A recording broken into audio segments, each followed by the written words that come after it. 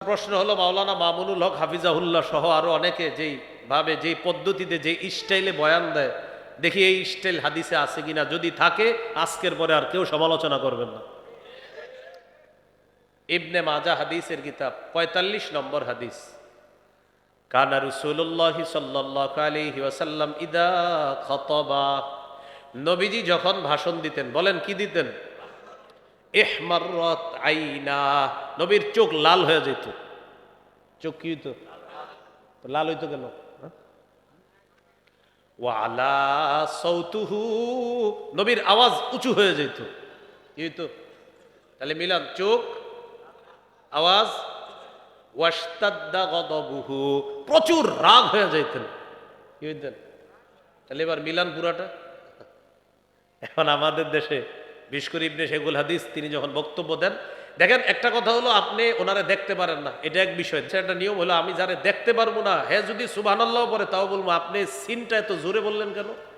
সূরা আলী ইমরানের ১৫৯ নম্বর আয়াতে আল্লাহ বলেন, ওয়ালাউ কুনতা ফাজ্জান গালিজাল কলবি লান ফাদ্দু মিন হাওলিক, নবী আপনি যদি কর্কশ ভাষী হতেন আর কঠিন হৃদয়ের অধিকারী হতেন, লান ফাদ্দু মিন হাওলিক, সাহাবীগণ আপনার আশেপাশ থেকে সবাই চলে যাইত যদি আপনি কর্কশ ভাষী হতেন আর কঠিন হৃদয়ের অধিকারী হতেন। তাহলে কর্কশ ভাষী হওয়া যাবে না। যিনি দাওয়াত দিবে, দায়ী হবে দাওয়াতের কাজ যিনি করবে, তিনি কর্কশ ভাষী হওয়া যাবে না। এখন গুরুত্বপূর্ণ একটা অংশ, আপনাদের অনেকের প্রশ্ন হইতে পারে, হুজুর দাওয়াতের ভাষা যদি নরম হয় তাহলে আপনাদের হযরত মাওলানা মামুনুল হক দামাত বারকাতুহুমুল আলিয়া উনি গরম ভাষায় বক্তব্য দেন কেন? প্রশ্ন হতে পারে। কি হতে পারে? প্রশ্ন। এবার আমার সাথে বলেন, বলেন মুনাফিকদের বিরুদ্ধে, জালেমদের বিরুদ্ধে কঠোর হওয়া আল্লাহ আদেশ করেছেন। কে আদেশ করেছেন? এবার বলেন জালেমদের বিরুদ্ধে, মুনাফিকের বিরুদ্ধে সতর্ক বার্তা হিসাবে কঠোর ভাষা প্রয়োগ করা কোরআনেও পাওয়া যায়, হাদিসেও পাওয়া যায়। এই যে হযরত মাওলানা মুফতি হাসান জামিল সাহেব হুজুর শেষের দিকে ভাষণ দিলেন না করা, তো আপনারা আজকে আমার বয়ানের পরে আল্লাহ জানে যাওয়ার সময় হয়তো বলে ফেলতেন, আচ্ছা আপনি না বললেন নরম ভাষায় দাওয়াত দিতে, হুজুর গরম হইল কেন? বলতে পারেন। এজন্য উত্তর শিখে নেন, জালেমের বিরুদ্ধে গরম হওয়া এটা কোরআনেও আছে, হাদিসেও আছে। সূরা তাহরিম, বলেন কোন সূরা? ৯ নম্বর আয়াত। কত নম্বর? বলেন ২৮ পারা ২০ নম্বর পৃষ্ঠা। সূরা তাহরিম ৯ নম্বর আয়াত। কত পারা? কত পারা? কত নম্বর পৃষ্ঠা? কোন সূরা? কত নম্বর আয়াত? এই আয়াতে আল্লাহ বলেন, ইয়া আইয়ুহান নাবিয়্যু জাহিদিল কুফফারা ওয়াল মুনাফিকিনা ওয়াগলুজ আলাইহিম,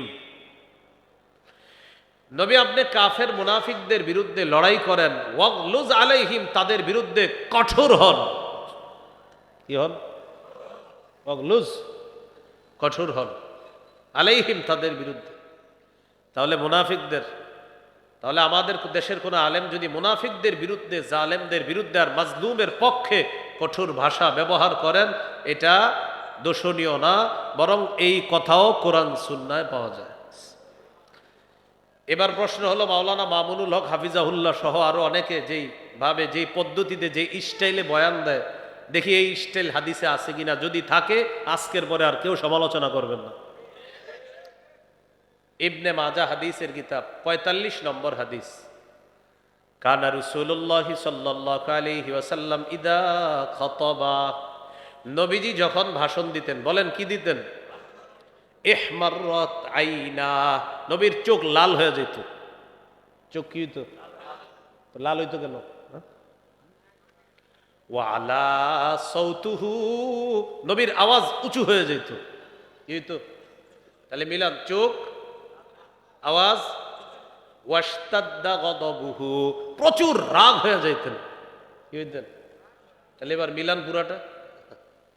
এখন আমাদের দেশে বিশকর ইবনে শেখুল হাদিস তিনি যখন বক্তব্য দেন, দেখেন একটা কথা হলো আপনি ওনারে দেখতে পারেন না, এটা এক বিষয়। একটা নিয়ম হলো আমি যারে দেখতে পারবো না হ্যাঁ যদি সুবহানাল্লাহ পরে তাও বলবো আপনি সিনটা এত জোরে বললেন কেন?